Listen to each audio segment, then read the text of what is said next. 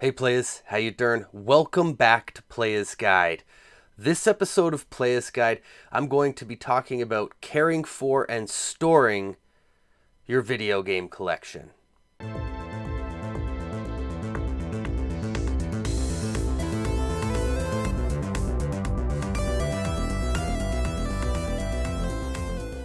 The first thing that you're going to want to consider here is how you're going to store and display your collection and what games your collection consists of.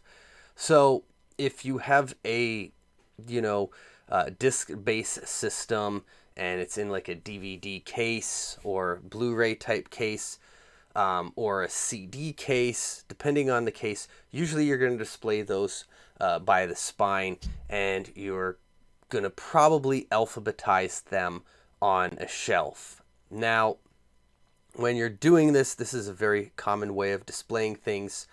You're going to want to consider the shelving, how secure it is, and the size of it. There's different shelves that you can use. I have this one behind me from IKEA that I have Super Nintendo games on, but to be honest, I'm not particularly fond of it because there's a gap here. I could almost fit another row of Super Nintendo games in front, and I don't like the idea of putting games in front of other games so that they're hidden behind. That's just not how I roll. I like everything to be out and shown. Now, eventually I may have to do that because of space. So put some time and thought into what type of shelving you're going to use, where it's going to fit in your room, and how it's going to be laid out. Now, these are basic things that you've already probably thought of, and that's not necessarily what you came to this video for. But I will say this. If you are going for CIB games for your Super Nintendo or your NES, then you are going to want to display them like you would a book on a bookshelf, or like these other DVDs or Blu-ray cases that I'm talking about, or the CD cases, the disc-based cases. You're going to have them standing upright and their spines displayed outward, obviously, so that they're easily legible. Now, whatever order you do it in, obviously alphabetical is usually the preferred order, because when you go through a checklist or anything like that to keep track of your collection, which is something you definitely want to do for security and insurance purposes, know what you have, you'll want to do that.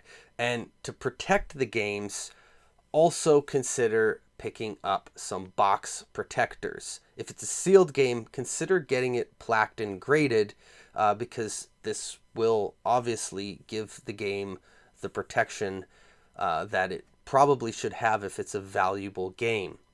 That being said, valuable games, how are you going to display them? Are you going to put them in a display case like this? Will they be mixed in with your collection on a shelf?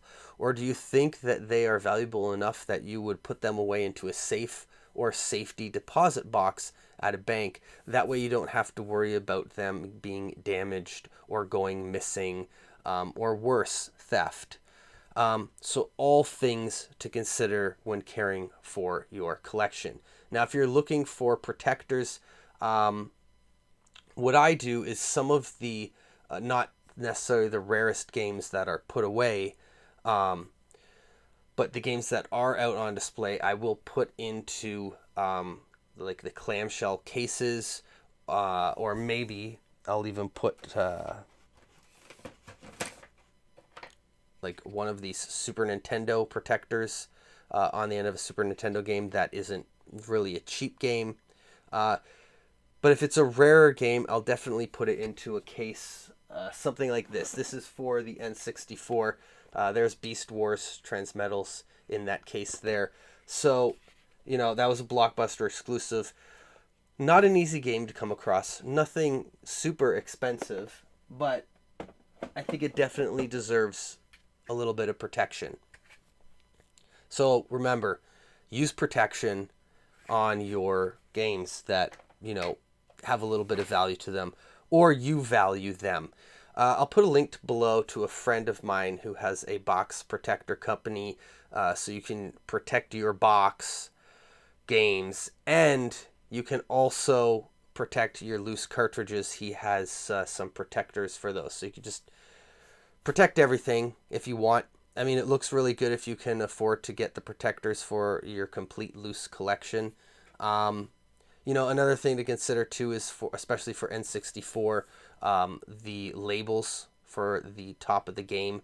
Now, I have my N64 games displayed like this. I don't play a ton of N64, but I do know the alphabet, so I can go through and pretty easily pick out a game. Like, let's say I want to pick out Mario Kart 64. Great game. There it is in the collection. I can just pull it out. Now, I might get it wrong and pick, Madden or something, but, I'm usually not too far off. Talked a bit about your space. You got to figure what you're collecting and how much space you have. Try to keep all my shelving units looking similar. So I either buy black shelves, or if I have a shelf that I've built, I'll paint it black. Or if it's a shelf that isn't black, I'll still paint it black, and everything sort of matches and looks really good together in the game room.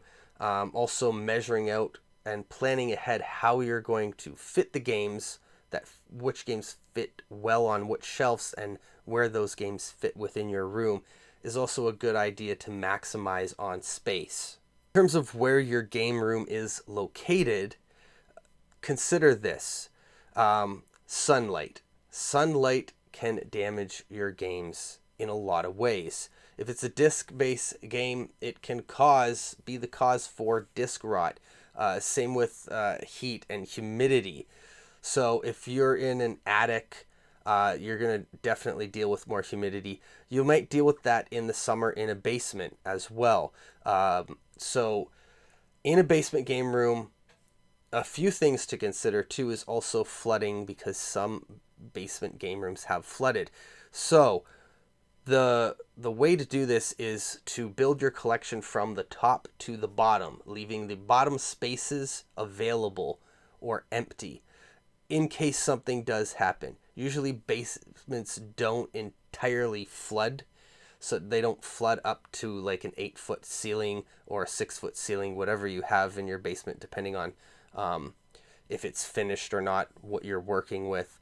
But definitely consider the surroundings. If it's a finished basement with a higher ceiling, let's say it's at 8 or 9-foot ceiling, it probably won't fill, but do leave some buffer space. If you're building your own shelves, this is what I did. I left some buffer space, and even still, I'm kind of cramped for space, so I got some really common Famicom games and some extra clamshells shoved under my space there. So if you do need the space, try to keep some less valuable games or less desirable games that are maybe in rough shape on that bottom shelf. A dehumidifier.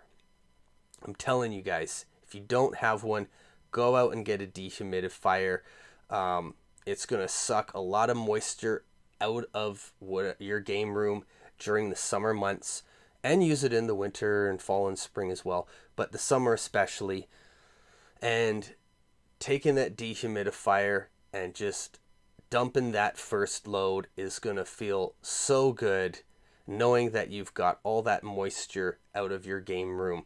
That, let's face it, isn't going to be helping your games. It could cause corrosion on some of the cartridge games. You could experience mold. There's a lot of good reasons to get a dehumidifier. I'm not going to list them all. If you want to do some research, go ahead and do it, but I would definitely recommend getting yourself a dehumidifier. An attic game room may also require that as well. And if you have an attic game room, you also want to think about leaks and where those leaks might occur and what you can do to protect it if you're not on top of it and you don't get your roof done maybe as frequently as you should, or if you're moving in to a place that doesn't have a brand new roof on it. Anyways, Playas, just a quick video. I wanted to talk about a few things. That way, if you're not already doing these things, protecting your more valuable or storing away your rare games, something to definitely consider. Making sure all your games are upright, so that, because the reason I say that is because if you stack them on top of each other, there is pressure from those other games. And if it's a box that box is going to get bent and it is going to decrease the value. So make sure everything is stacked upright. I would do it with everything throughout your game room. That way, like I said, there's no pressure on anything. I realize that the CD cases are able to withhold the pressure of other games, and I have a few like that behind me just because I'm running out a bit of space for them. But when you can, just try to keep them upright. Keep moisture out of your game room.